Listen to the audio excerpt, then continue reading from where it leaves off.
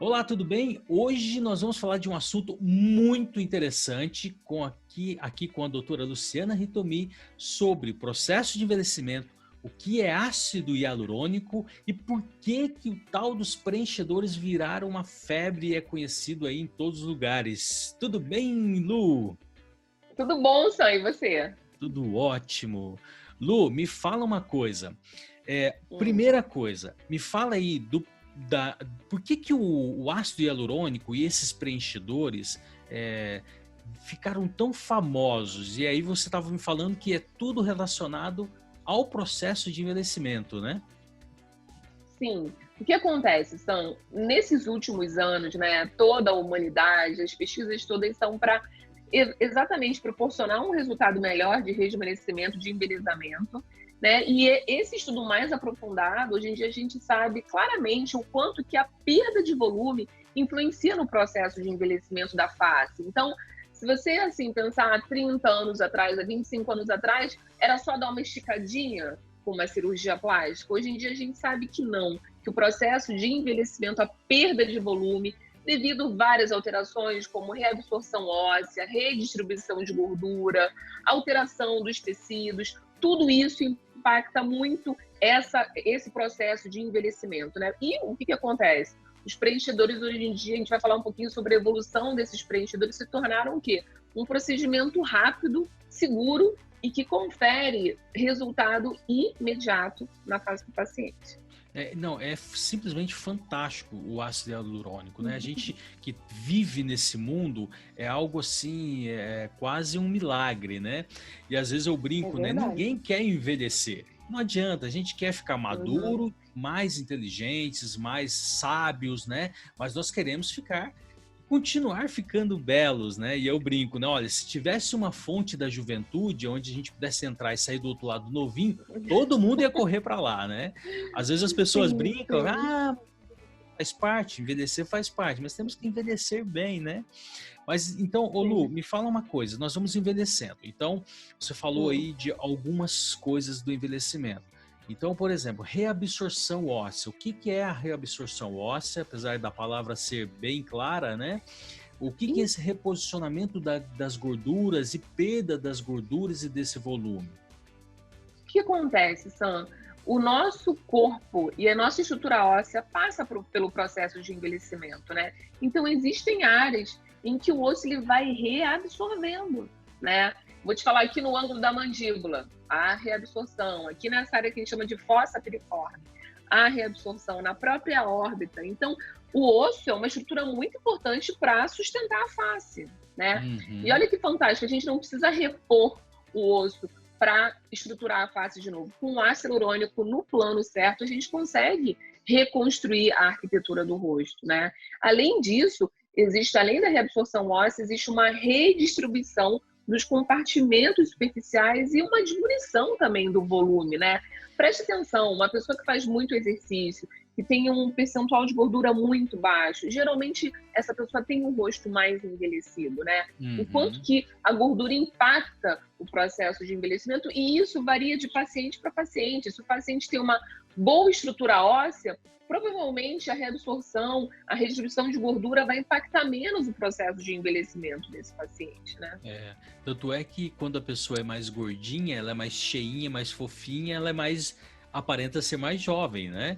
Se você pega Sim, um aqui é. triatleta, um Ironman, desses Sim, que corre, fazem muito exercício, ele tem um rosto mais esquelético, né? Mais sim. envelhecido, né? E aí Uhum. tudo questão da reabsorção da E são gordura. e olha como que isso é estudado há muito tempo, né? Imagina que os primeiros preenchedores, um dos primeiros, né, a ser mais realizado é o preenchimento com a gordura do próprio corpo, que a gente chama de gordura autóloga. Então, há um tempo atrás, isso ainda é feito, né, hoje em dia. O paciente vai para o centro cirúrgico, retira a gordura pelo método da lipoaspiração e depois prepara essa gordura para injetar na face, no lábio, nas áreas Uhum. que têm indicação. Então, esse era um preenchimento muito feito, só que hoje em dia, com o avanço da tecnologia, da qualidade, da segurança, da durabilidade dos produtos com ácido hialurônico, é cada dia menos comum o paciente se submeter a um procedimento cirúrgico só para preencher o rosto. Uhum. E é interessante, né? Porque as pessoas têm medo de centro cirúrgico, né? Você passar para o centro cirúrgico, tem o downtime, a pessoa tem que ficar aí alguns dias em casa, então tem todo aquele processo do antes da cirurgia, né? E da pré-cirurgia e do pós-cirurgia, né? Então, que é algo que as Sim. pessoas evitam ao máximo. Talvez tenha o seu tempo, né? Numa questão de uma cirurgia facial, corporal, mas o quanto puder evitar e tardar essas cirurgias, talvez melhore e as pessoas preferem, né? E aí você falou aí Sim. da questão da gordura, de usar a própria gordura, e aí nós estávamos conversando que existe essa evolução, né, dos preenchedores, né, com a gordura, e aí teve a evolução até chegar hoje no ácido hialurônico, que é fantástico, né, você poder... Conta um Ele é pouquinho dessa fantástico. evolução aí. O que acontece? O ácido hialurônico, né, a gente chegou finalmente, né, ao longo desses últimos anos, a um preenchedor que é o ideal, né? E o ideal a gente fala em bom resultado, em eficácia, em durabilidade, naturalidade e biocompatibilidade, né? A gente também falar sobre evitar os riscos, sobre ter o máximo de segurança possível. Isso é o mais importante quando você vai se submeter a um procedimento estético, né? Então, a gente falou sobre a gordura autóloga, que hoje em dia é cada vez menos realizada, mas ainda é feita. Se o paciente vai fazer uma cirurgia, ele aproveita muitas vezes e faz essa transferência da própria gordura, né? Principalmente se for uma área maior, uma área corporal. Na face ainda é feito, mas hoje em dia é menos indicado. Além disso, logo depois, né, houve um estudo, começou a ser feito preenchimento com colágeno bovino, olha isso. Olha. Só que os pacientes tinham que fazer teste alérgico e era um preenchedor que durava pouquíssimo tempo. Depois começou-se a injetar o colágeno humano, né? Só que a durabilidade também era muito pouca. Ninguém quer fazer um procedimento, tem que fazer a cada 3, 4 meses de novo, não é verdade? Exatamente. E veio com a própria a lipodistrofia, né, causada pelo HIV, era muito característico, a gente não tinha tratamentos tão eficazes, né, para essa doença. Começou-se a busca por preenchedores que substituíssem o quê? O preenchedor definitivo, né? Então, foi durante muitos anos, para fazer uma volumização maior da face, a gente não tinha o ácido hialurônico ideal, né? Era aplicado silicone, era aplicado polimetilmetacrilato, conhecido como metacril, como PMMA. Isso. Só que um preenchimento definitivo, ele tem o risco de que ele tem um risco de migração, ele tem o risco do teu próprio sistema de defesa reagir contra ele e a gente não poder fazer nada, né? Então, o ácido hialurônico, o que é o ácido hialurônico? É uma molécula, ele é um polissacarídeo, né? Um polímero de polissacarídeo, está presente no corpo todo, principalmente na nossa pele. Ele tem a capacidade que a gente chama de hidrofílica, de captar água, de hidratar, né, a nossa pele e todas as áreas em que ele está presente, né? Esse produto que a gente usa hoje em dia, ele é produzido por fermentação bacteriana, ele não tem origem animal, né? E houve uma evolução com relação... E além disso, o que acontece? Esse produto ele passa por um processo de reticulação, justamente para a durabilidade dele ser maior. Se a gente só pegasse o ácido hialurônico, né, da pele, sem reticular e aplicasse na pele, ia durar somente alguns dias, né? Então, esse processo de reticulação é fundamental para manter a durabilidade do produto. E para cada área que é abordada, existe um produto que é o ideal e uma durabilidade que é o mais, que é o mais indicado. Por exemplo, produtos com peso molecular maior, com maior grau de reticulação, com maior capacidade de projeção, geralmente existem produtos que duram até 5 anos hoje em dia. Interessante.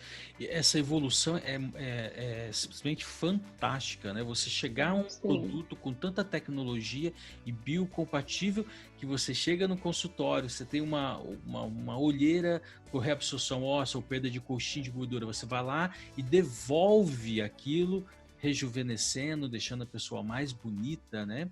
E no próprio consultório, né? De forma muito rápida e com uma qualidade impressionante. E doutora, Sam, deixa eu te falar uma coisa. além, a gente está falando aqui de segurança, né? De ser de ser um procedimento rápido, seguro, com uma boa durabilidade. Só que, para mim, também uma das maiores vantagens, né, dessa técnica, da aplicação desse produto, é que a gente consegue dissolver esse produto em casos de resultado não satisfatório, em casos de hipercorreção e em casos de complicação também. Fantástico, né? E falando em complicações, olha, para você que está nos assistindo agora e talvez não tenha tanto intimidade com esse nosso mundo, os preenchedores passaram por essa evolução. Por exemplo, o PMMA, né, doutora? Me corrija se eu estou errado, mas o PMMA é muito antigo, ele é usado há muitos anos e ele era feito para repor principalmente pessoas que passaram por um acidente muito grave, então ela tinha que repor um volume muito grande, então aí sim se usava e ainda se usa, né, em determinados casos para isso. Mas a palavra definitivo é uma palavra um pouco complicada, né, doutora? Então, assim, tudo que é definitivo é um pouco assustador, né? Como se falar de um casamento definitivo, tem homens que assustam, né? Então, assim, definitivo tem que tomar cuidado. Então, explica um pouquinho mais a respeito desse, por exemplo, o metacrilato que era usado, né? A pessoa aplicava aquilo, devolvia aquele volume, mas ela ficava ali. E hoje sabemos que, infelizmente, existe ainda pessoas que colhem frutos ruins desses preenchedores definitivos que foi feito no passado por não ter outra alternativa, por não ter tanto estudo assim, né? Sam, hoje a gente ainda vê bastante pacientes que já aplicaram preenchimento definitivo na face. E nesses casos, assim, isso limita muito os tratamentos que o paciente pode fazer dentro da clínica, né? Se o paciente ele tem um produto definitivo na face, vários tratamentos como ultrassom, como radiofrequência, ou tratamentos injetáveis como bioestimulador, a gente não pode fazer. Né? Justamente para não cutucar o sistema imunológico e aumentar a chance do seu organismo reagir contra esse produto.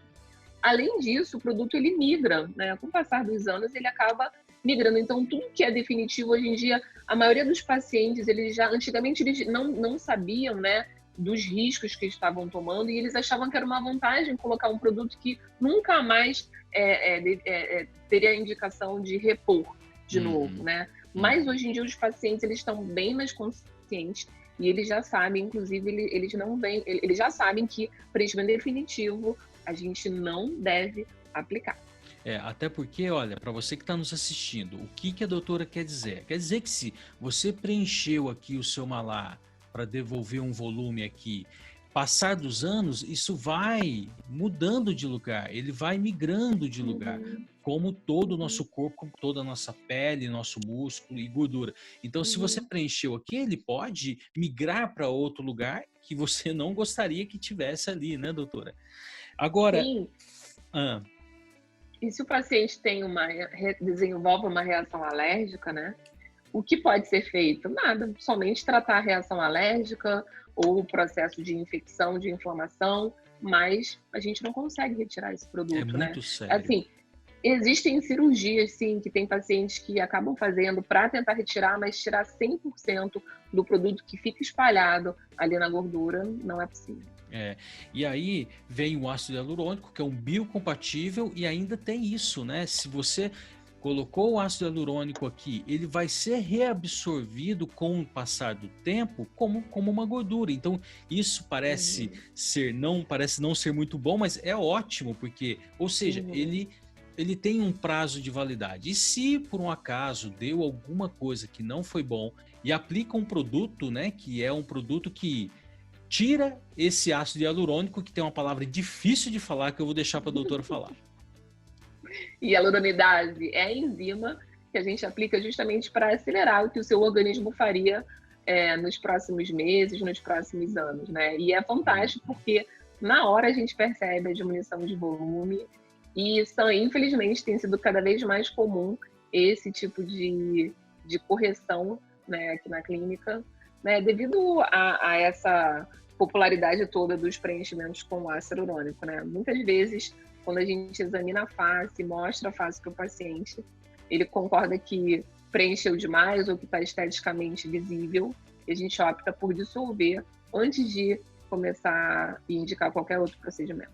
Ô Lu, agora tem uma pergunta que os pacientes sempre fazem, né? Depois que a gente aplicou esse produto, ele sair do corpo, a pessoa fica pior?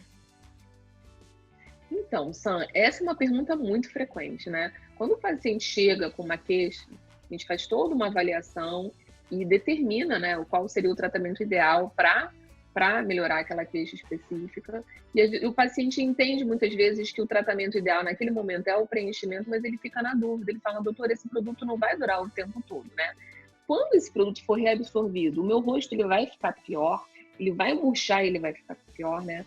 Então, outra coisa, a gente sabe já há muitos anos que o ácido hialurônico ele não é só uma substância que a gente usa para preencher um volume, né? Exato. Ele tem a capacidade de fazer estímulo de colágeno, né? Muitas vezes o produto naquela área onde ele foi aplicado, o produto foi reabsorvido, mas aquela ruga não voltou com tanta intensidade pelo próprio estímulo de colágeno que ele produz na pele.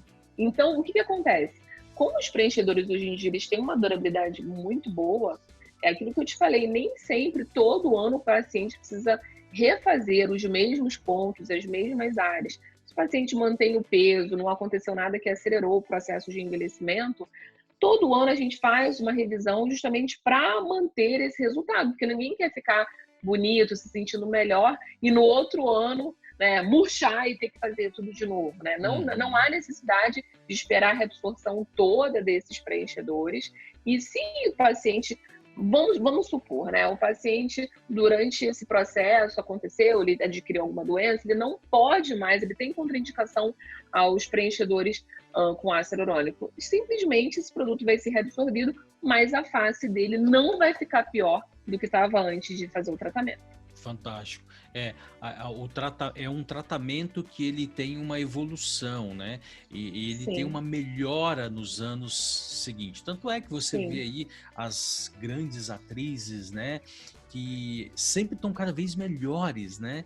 Então, desse cuidado permanente, desse cuidado anualmente aí com um bom dermatologista. Olha, quanta coisa boa esse ácido hialurônico pode aí nos ajudar, pode nos deixar mais bonitos, mais rejuvenescidos. E aliás, vamos gravar um vídeo que vai vir na sequência aí, que nós vamos falar sobre a evolução das técnicas e não só dessa reparação, né, Lu?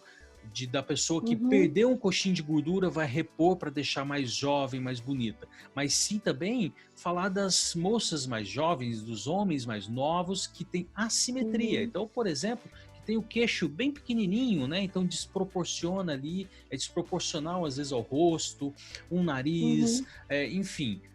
Essa assimetria, os lábios, por exemplo, que às vezes tem alguma assimetria.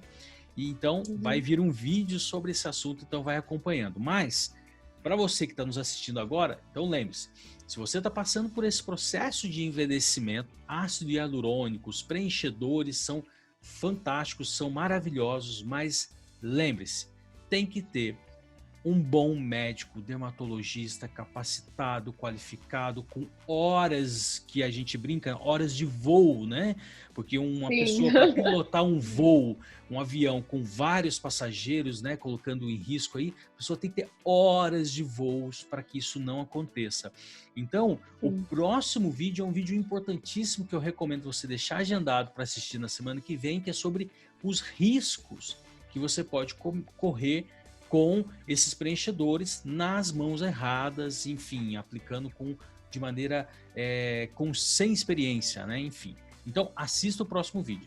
Se você gostou desse vídeo, comente aqui abaixo, né? Curta aí, deixe o seu comentário, suas dúvidas, que a Lu vai poder prazerosamente responder isso aí, né, Lu? Sim.